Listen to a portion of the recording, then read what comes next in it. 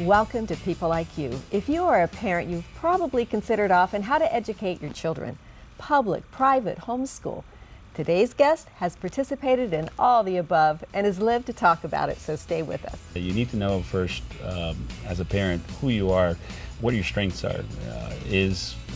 Are you the kind of parent that wants to be involved in a lot more in your child's education, or do you want to entrust some of it, knowing that you're the primary educator, and trust that more so in the hands of the experts, the educators. And my wife was reading a book, and the book talked about homeschooling, and so it opened up the idea, and she was inspired by it, that she wanted to be more hands-on. She wanted to spend more time with the children.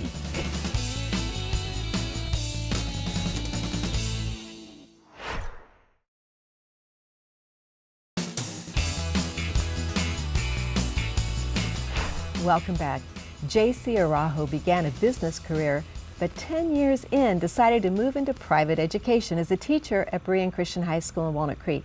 He now serves as admissions director for Ignacio Valley Christian School, and he's here to talk today candidly about education. Appreciate you being here. Thank you for having me. First, let's go backwards. You had a 10-year career at Leapfrog. Yes, I did. It was quite a growth and learning experience being at Leapfrog. The process that took place there was just incredible. There's a lot of creative professionals that were really of one mind, and that was to help students, help children engage with technology in a way that was fun for them. They wanted to make learning fun and inspire children to love to learn. So it was really an incredible experience. And you managed an $80 million budget while you were there. Yes. With oversaw almost 100 employees at the same time. Yes, and what I brought to the table at that in that experience was my project management, my personnel management, and my ability to help systems be efficient, run efficiently. So it was really fun to be able to bring that aspect to the organization, whereas I was exposed to the creativity of the professionals that were there. That was incredible, incredible creativity. And oftentimes we would come in contact with professions in the world of education, because we'd bring in teachers as experts to help us be able to put together both our products, our toys, in such a way that were actually helpful, and also to be able to help us communicate what it was that we were trying to accomplish with our toys, so that families understand the educational value of them as well. Yes. So you were in education without being in education in some ways, but you left that sector to join a private sector. Why? Well, the reason is simple. My children and my wife actually encouraged me that it would be something that would work well for me, given my strengths as naturally, which were to teach. I love to teach, and so having been a coach and a teacher in the church, a Bible teacher, it was something that I enjoyed quite a bit, and it was a hobby up until that point, if you will. But with their encouragement, I said that this is something that I think God wants me to do, and the opportunity was there, and so I took the chance. And you're glad you did. So you first were at Berean. Yes. Okay. So I was a Bible teacher at Berean for 4 years, and it was a fantastic experience. Having seen what happens behind the curtains there at that school was an incredible experience, learning the way that both the process of education as well as the people involved in the education world, the teachers at Berean were just some of the, I have gained some lifelong friends there who I simply admire, because they are just some quality people who love the Lord and love to inspire their students to love God and love to learn. I should interject here that my daughters both attended Berean, and that was at a different time and a different place than you were there, and relationships still exists from the faculty at Berean, and prayer partners and just individuals who really care. So our experience there was fantastic. Private education isn't for everyone, but it certainly was for us, and Berean was a wonderful experience. But then, so you left and you went to Ignacio Valley, which is, okay. So Ignacio Valley at the time was in need of another teacher, an administrator, and I went over to help them because I felt that there was a need that they had and that I could help them with my skill set. And it turned out to be that that's where God wanted me to be. And it's been a good thing for both myself and the school and the community. So I've been able to help them sort of re-envision and restart the school from where they had been before. So they're being reinvigorated, if you will. And how the Lord places us, taking your business career and then your career from Berean and taking it to a new environment, combining it all and working with that educational institution as well. Yes. Okay, so you have how many kids? My wife and I have been blessed to have 8 children. And so it's... I thought that was a sizable number. Yes. For you to still have a smile on your face. And okay, so the age ranges? Our oldest is 26 and our youngest is 9.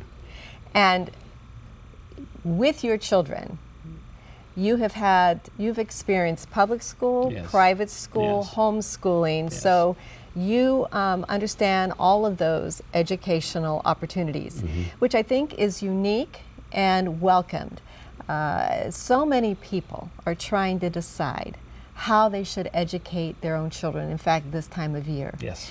And for some, there are very few options. Yes. Others, there are more options, but it's really determining what's right for your own Yes. child and the own circumstance. And Correct. so that's why I appreciate you being with us today and hoping that you can shed some light. First, because of your educational background in working with an $80 million budget to provide educational tools for kids. Yes. So you've worked in that realm and with teachers and all of these different aspects.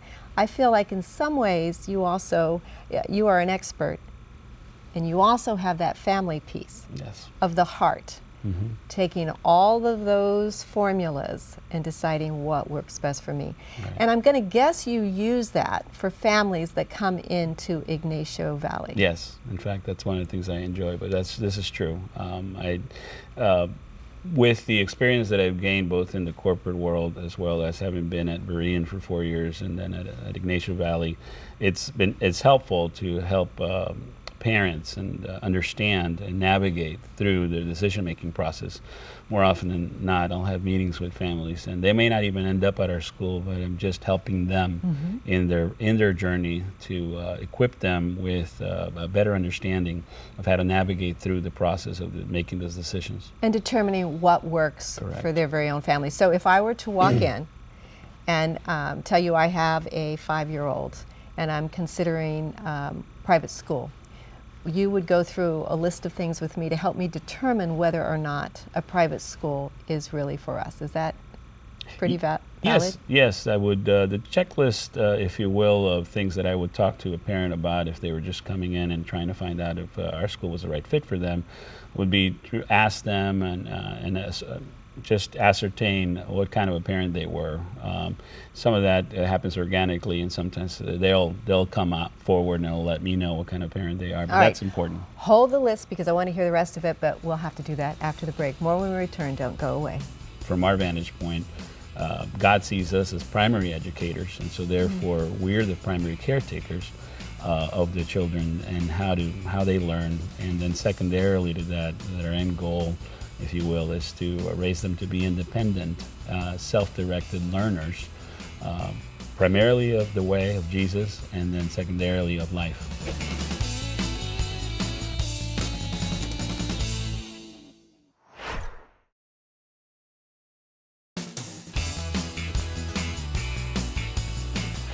Welcome back. Okay, JC, I'm a parent coming in with a 5-year-old, which is kind of a stretch, I realize, but I'm coming in with a 5-year-old and I'm wondering if private education is for me or for my daughter. So the first thing that I would want to engage you as a parent with is to find out what your vision for your child is. So as a parent, what kind of a parent are you? Are you looking to become very engaged, or are you looking for, the kind of entrusting a school to fill in areas where you need help. And so that would be the first thing. And then the second thing, more importantly, is to try to help you ascertain where your child is, what kind of a child do you have. And so I'll ask questions about your child, and obviously the best way to go about doing that is to actually do an assessment of that child and see if an assessment has been done. But parents know that who their children are typically, and so relying on their knowledge is very helpful and key.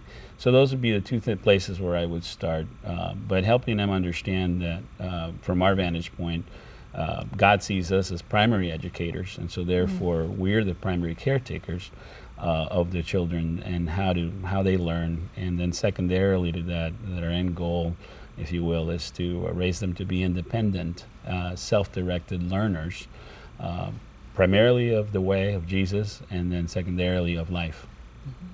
And I think that's an important part. We're all participants.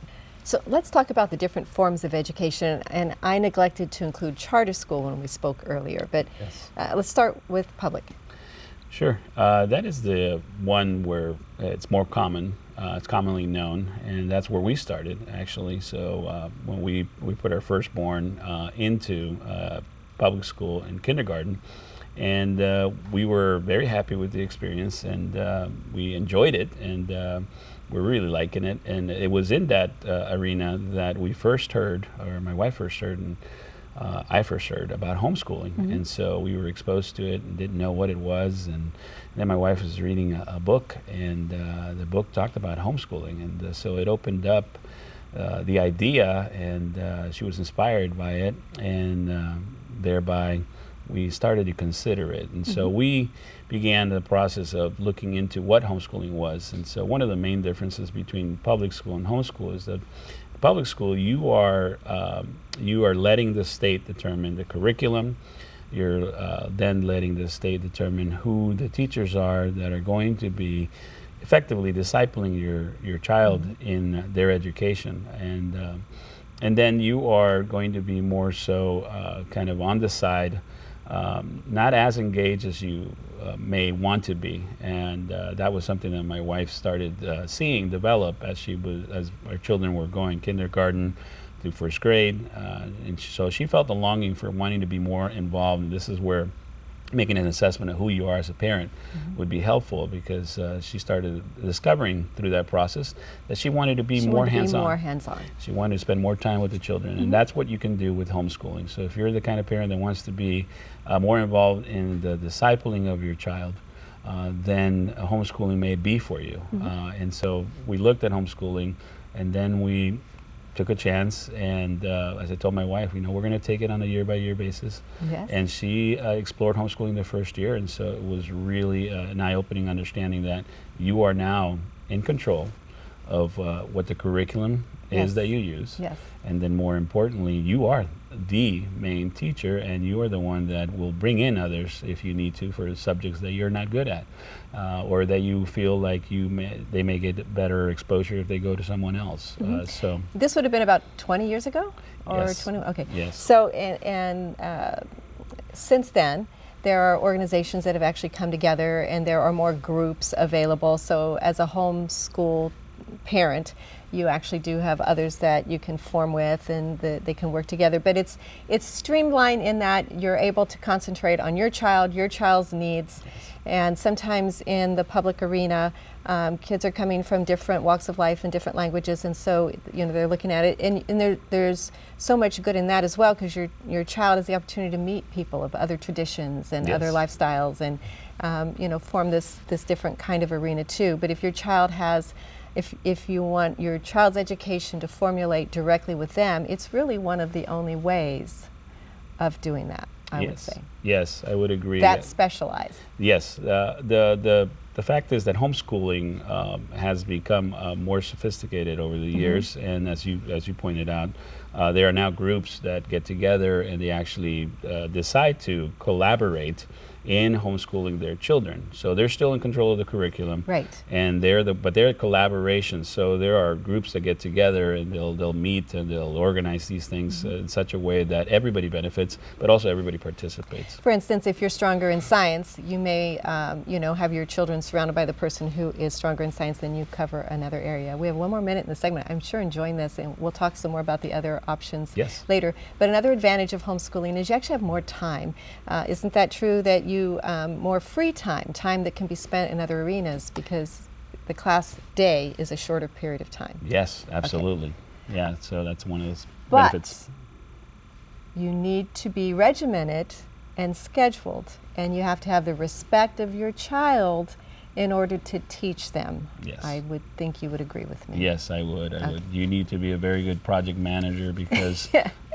you're managing their education, and so you need to make sure that the curriculum is covered to a degree in a way that is efficient. And managing possibly the most precious project of your life. So, all right. More with JC Araujo when we return. There were some things that we learned about the public high school arena that we began to navigate through over the course of 3 of our children going through the public high school arena. And so there were some things that we felt that they had gone through and been exposed to that we felt we didn't want to expose our children to. And so the next time around, when our 4th child, we had to decide, we ended up choosing a private school. The charter school area is just really blowing up because there are different charter schools that do it in different ways that may cater better for what it is that you're trying to accomplish with your child's education.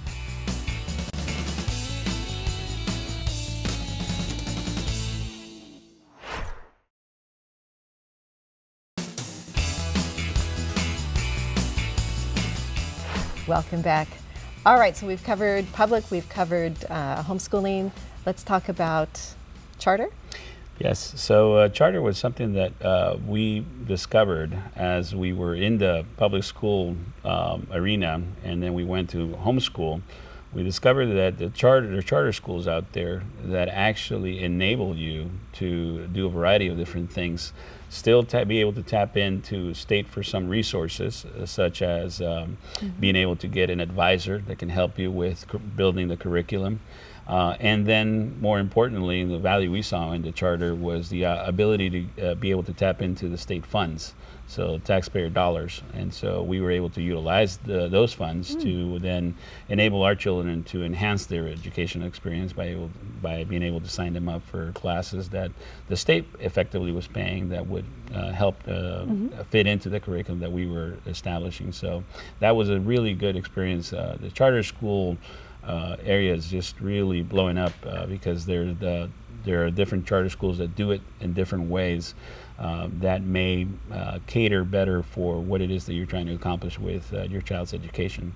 But having tried that for some time, we then at the point that we had to make a decision was when our firstborn was going to go into the high school arena. Yes. And so that's when, at that point, our firstborn, we felt that it would be beneficial for them to go into the public high school arena and see how they fared there, because we felt we'd prepared them to a large degree, and it turned out that that was true.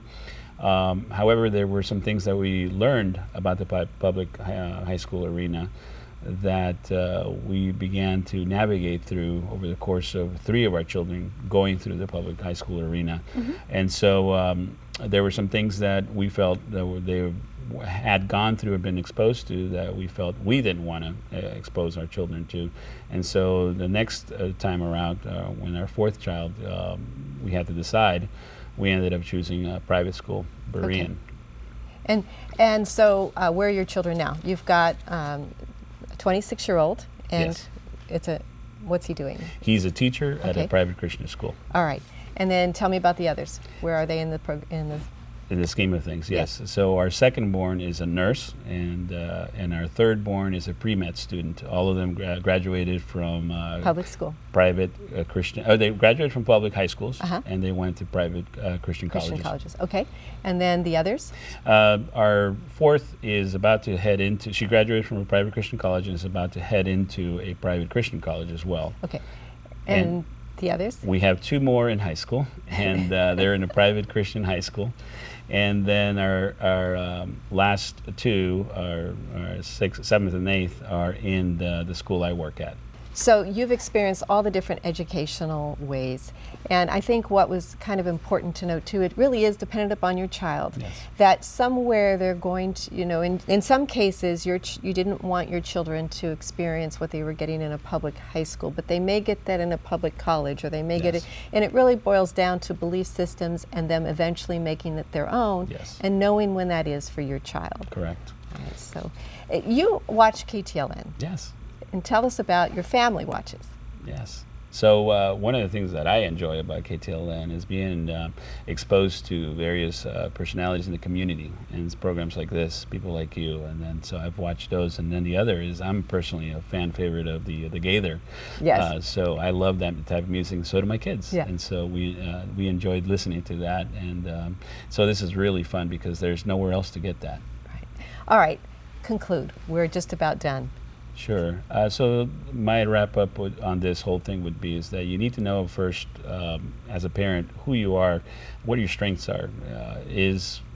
Are you the kind of parent that wants to be involved in a lot more in your child's education, or do you want to entrust some of it, knowing that you're the primary educator, and trust that more so in the hands of the experts, the educators.